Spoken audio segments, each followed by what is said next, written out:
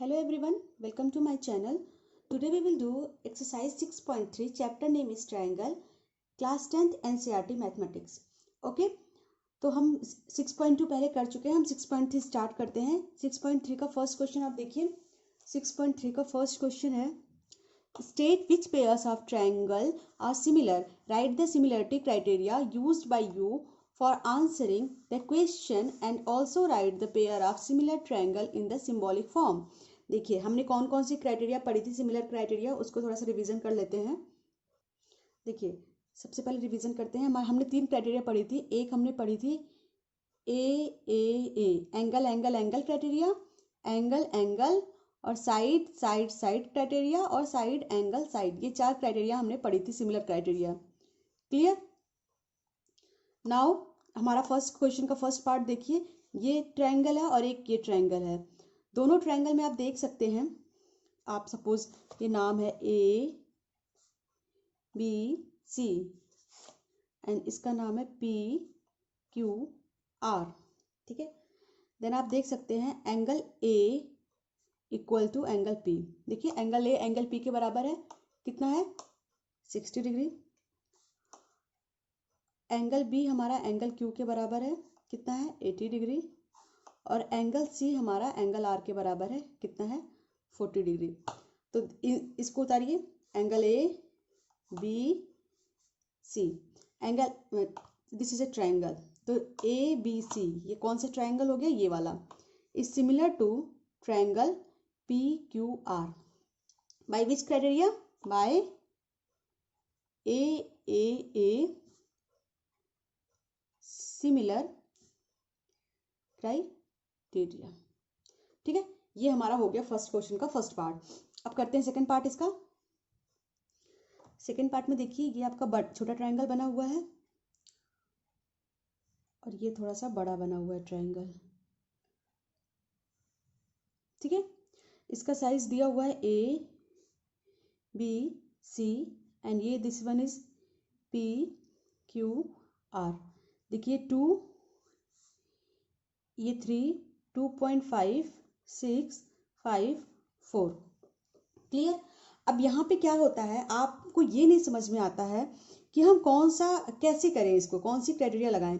अब देखिए ए B upon, अब हमें यहाँ पे दिख रहा है कि तीनों इसकी साइड और तीनों की साइड दी हुई है. इसमें भी हमें तीनों की साइड दी हुई है.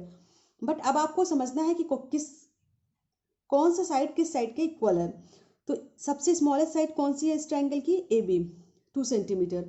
और इस साइड की सबसे स्मॉलेस्ट लाइन कौन सी है? Q R 4 centimetre. तो आप लिख सकते हैं A B upon Q R equal to, small के साथ स्मॉल ही लेनी है. अगर इसकी जो स्मॉल साइड लेंगे वही आप पी क्यू आर की भी स्मॉल साइड लेंगे. ये हमेशा ध्यान रखिएगा. 2/4 equal to 1/2. Okay. And B C 2.5 है, मीडियम नंबर है. 2.5 और मतलब बीच का नंबर है. और इसमें क्या है? 4 5 6. सेकेंड नंबर कौन सा है? 5. तो आप ले लेंगे 2.5 अपॉन 5. इसे सॉल्व करिए. अगर हमने यहाँ 10 और यहाँ 10 का मल्टीप्लाई किया तो कितना हो गया? 25 अपॉन 50. ये भी आ गया हमारा 1/2. ऐसे ही बी सी अपॉन ये लेंगे, B C upon Q R. Clear. B C upon Q R. ऐसे ही हम थर्ड साइड ले लेंगे, A C upon P are.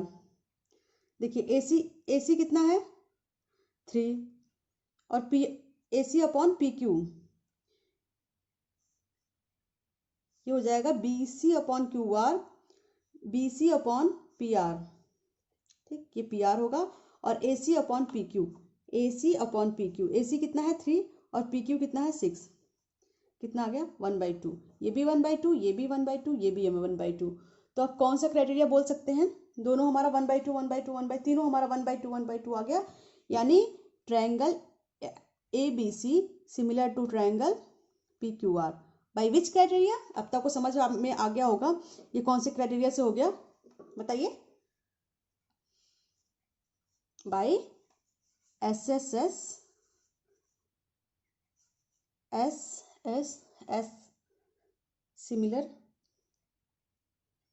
Criteria. ठीक है. क्लियर. ये आपका फर्स्ट क्वेश्चन का सेकंड पार्ट हो गया. अब हम करते हैं फर्स्ट क्वेश्चन का थर्ड पार्ट, यहाँ पे करते हैं। ठीक है, क्या है थर्ड पार्ट, क्या है फर्स्ट क्वेश्चन का? ये हमारा थर्ड पार्ट। अब देखिए ऐसे बना हुआ है एक डायग्राम। अब भी बनाइएगा अपनी कॉपी में, साथ साथ करते रहिए, फिर आपको समझ में आएगा, क्योंकि बोर्ड एग्जाम एकदम सर पे आ गए हैं, आपको तैयारी करनी ही पड़ेगी।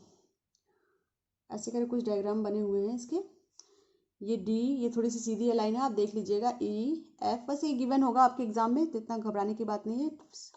2 3 4 5 6। अब देखिए इसमें भी साइड ही दी हुई है सबकी। अब देखिए इसमें सबसे स्मॉलेस्ट साइड कौन सी है? 2। ठीक है, इसमें सबसे स्मॉलेस्ट साइड क्या है? 4। तो आप लिखेंगे M P upon D E. देखिए एम पी सबसे स्मॉलेस्ट साइड है इस एल एम पी ट्रायंगल की, और इसकी सबसे स्मॉलेस्ट साइड है डी ई। तो लिखेंगे 2/4 1/2। एंड उसके बाद वाली कौन सी साइड है? 2/7। क्या? L M upon E F equal to 2.7/5। अब यहाँ 10 का मल्टीप्लाई करिए, 10 ये आ गया 27/50। क्लियर? 27/50 आ गया। फिर अब इसको कट करेंगे तो ये कुछ कट नहीं होएगा, ये आपका आ जाएगा 27 ही है ना? क्लियर है ना? है तो यही 27/50। कट करिए इसको। देखिए कट तो हो नहीं रहा है, किसी 3 से नहीं जाएगा, 4 से नहीं जाएगा, बट आपको ये देख के समझ में आ गया होगा कि 50 का ये 27 हिस्सा है। ठीक है, यानी कि अगर 50 का हाफ कितना होता? 25। अगर 25 होता तो ये हाफ होता 50 का। क्लियर? लेकिन ये 27 है, यानी ये मोर देन हाफ है ना? ये तो समझ में आ गया कि हाफ नहीं है, हाफ से कम नहीं है, या हाफ से ज़्यादा वैल्यू है। इतना तो आपको क्लियर हो गया ना, हाफ से ज़्यादा ही होगा। तीसरा साइड हमारा क्या है? एल एम हो गया। फिर हमारे पास क्या बचा? L P upon D F. ये कितना हो गया? 3/6 1/2। ठीक है, अब हमारा ये तो आ गया 1/2, ये more than 1/2 and this is a 1/2। तो अब क्या, तो आपको ये तो पता चल रहा है कि M P upon D equal to M P upon D equal to L M, कौन सा है? L M upon E F, और ये L P upon D F. ठीक है, तो एम पी जो है वो L P upon D F के तो इक्वल है। ठीक है, but it is not equal to L M upon E F. ठीक है, ये इसके इक्वल नहीं है। तो आप ये क्या बोल सकते हैं? क्या बोल सकते हैं आप? ये बोल सकते हैं नॉट सिमिलर। आप यहाँ लिख सकते हैं not similar because the corresponding side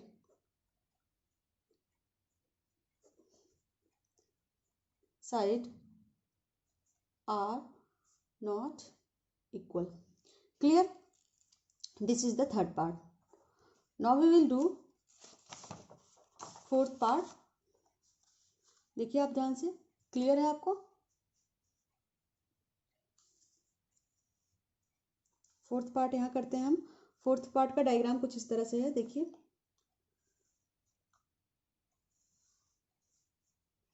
ये थोड़ा सा बड़ा है। ठीक है, ये बना P Q R, this is the M N L, ये 2.5, ये 70 डिग्री, ये 5, ये 5, ये 10, ये 70 डिग्री। क्लियर?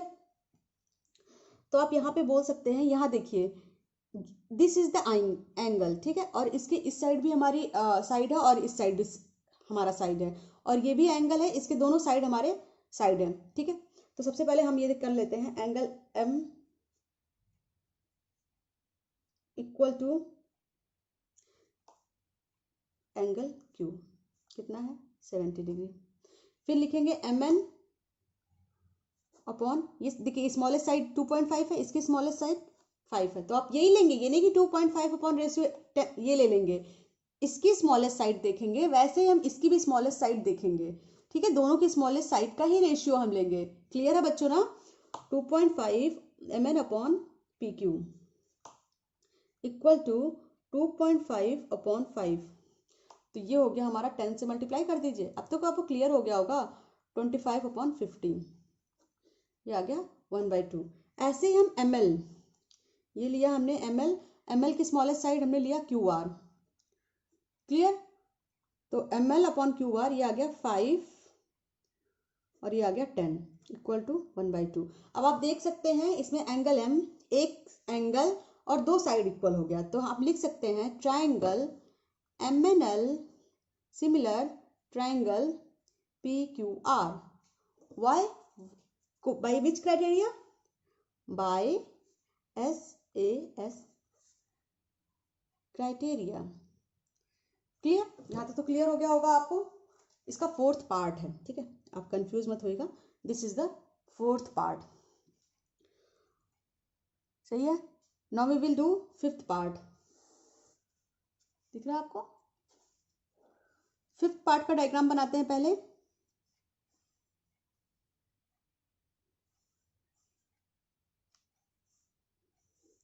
आप साथ साथ करते भी रहिएगा, ठीक है।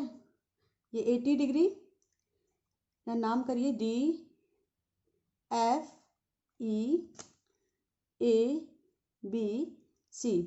ये हमारा हो गया 2.5, ये हो गया 3। दिस वन इज 80 डिग्री, ठीक है। क्लियर है ना? आपको दिख तो रहा है। This one is 80 degree, this one is also 80 degree, this is 6। Clear? अब आप देखिए इसमें आप कहेंगे मैम ये एंगल भी इक्वल है और साइड का रेशियो अगर आप करेंगे 2.5/5 तो आई थिंक 1/2 आएगा। 3/6 करेंगे ये भी 1/2 आएगा। But this is not similar triangle. Why this is not similar triangle? ये सिमिलर ट्रायंगल इसलिए नहीं है, ध्यान से देखिएगा, क्योंकि जो ये 80 डिग्री एंगल बन रहा है, देखिए यहाँ पे दूसरे वाले में जो 80 डिग्री एंगल बन रहा है उसके दोनों साइड जो साइड है, इसके इस साइड भी जो साइड है और इस साइड भी जो साइड है, ये इसके बीच में एंगल बन रहा है। क्लियर? 80 डिग्री ये DF और EF के बीच में बन रहा है, और यहाँ पे 80 डिग्री देखिए एक इस साइड बन रहा है और एक बॉटम में बन रहा है, ठीक है। क्लियर है ना? तो अब देखिए यहाँ पे आपको मैंने बता दिया। तो अगर मान लीजिए आप ये लिख सकते हैं यहाँ पे कि एंगल A तो एंगल F के बराबर है, ठीक है, क्लियर है, दिख रहा है।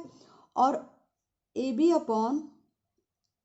के इक्वल FD होना चाहिए, क्योंकि देखिए ये ट्रायंगल के ये जो एंगल है, ये जो अगर इस एंगल जस्ट एंगल के बगल में ये साइड है, ठीक है, तो यहाँ पे होना चाहिए था AB के बगल में होना चाहिए था, ये कौन सा? AB के बगल में FD, ठीक है, AB के बगल में FD। तो ये तो आपका हो जा रहा, चलिए 2.5/5, आप इसको कट करेंगे तो 1/2 आ जाएगा, हाँ। बट यहाँ BC कहाँ है? BC 80 के सामने है, यानी BC के साथ हमारा होना चाहिए DF, होना चाहिए था ना, BC के साथ हमारा DF होना चाहिए, बट ये गिवन ही नहीं है। तो आप क्या लिखेंगे? क्या लिखेंगे आप? देखिए यहाँ पे by SSA criteria of similarity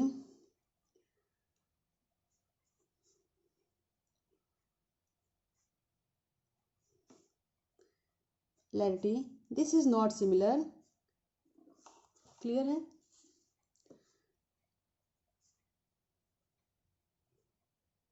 because value नहीं गिवन है, because value is not given. Clear है?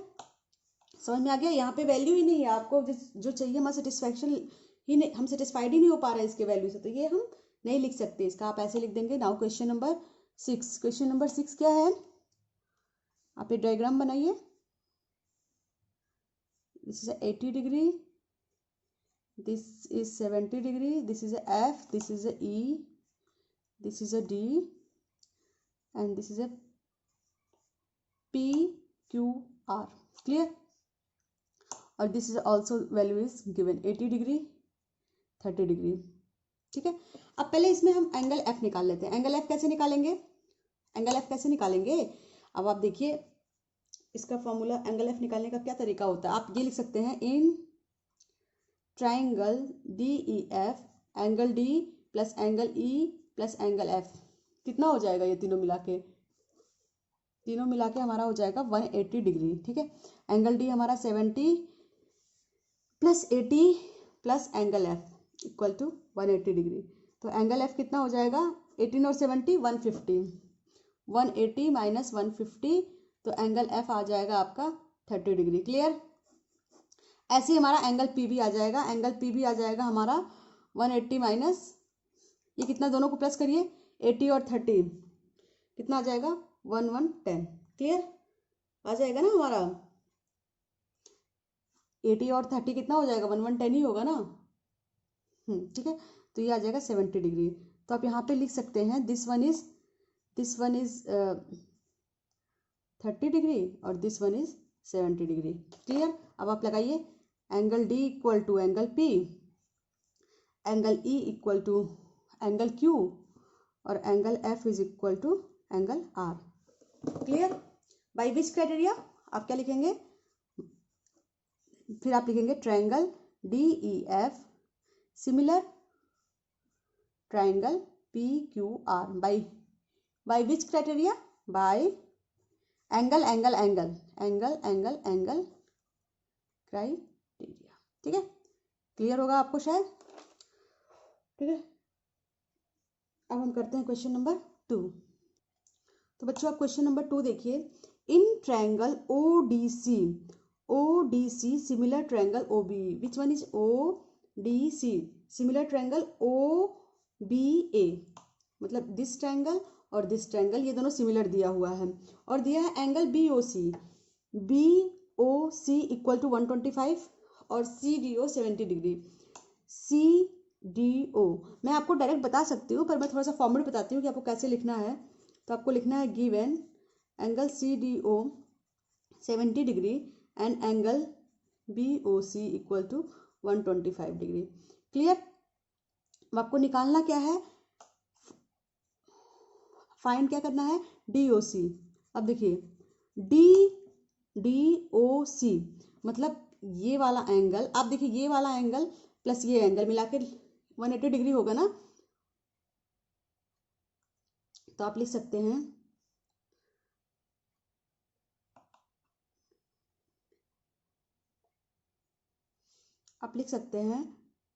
ये पहले आप इसके पहले ये लिखिए डी ओ बी, लिखिए D O B is straight line.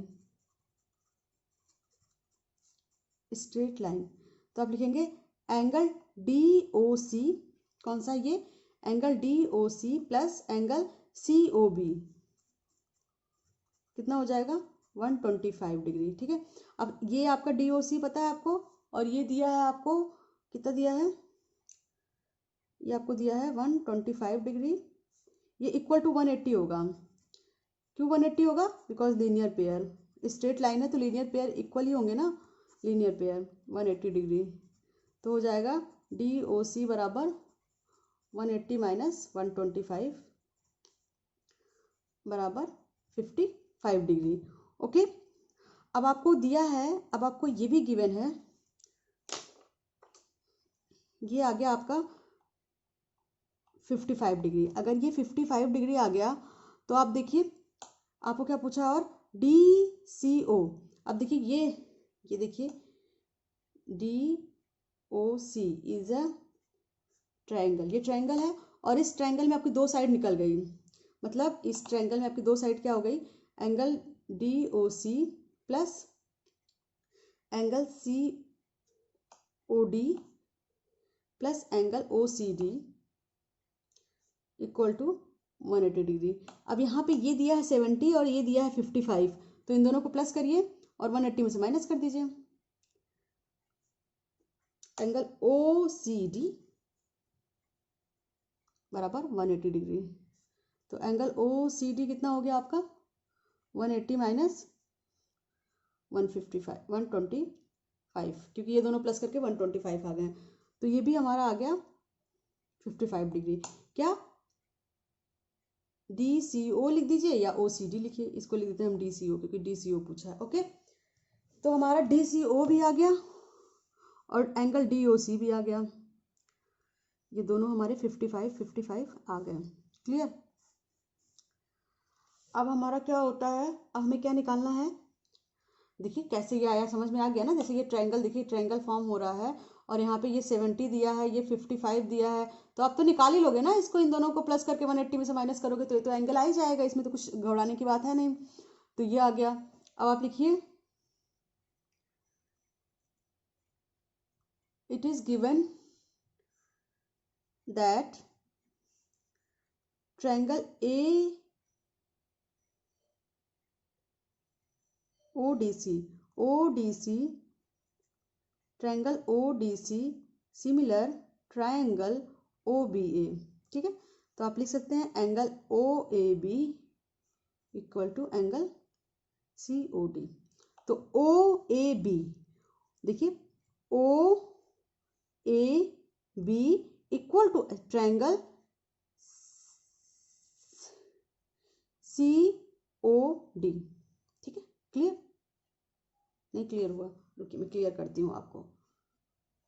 देखिए OAB कौन सा है, OA और B equal to angle DCO, ये DCO। ठीक है, क्यों होगा ये देखिए, ये एंगल आपको किसी और कलर समझाती हूँ। ये दोनों ट्रायंगल इक्वल है, पहले ही दिया हुआ है, तो जितना ये होगा उतना ही हमारा ये भी होगा, क्योंकि ट्रायंगल, दो ट्रायंगल अगर सिमिलर होते हैं तो उनके एंगल भी सिमिलर होंगे।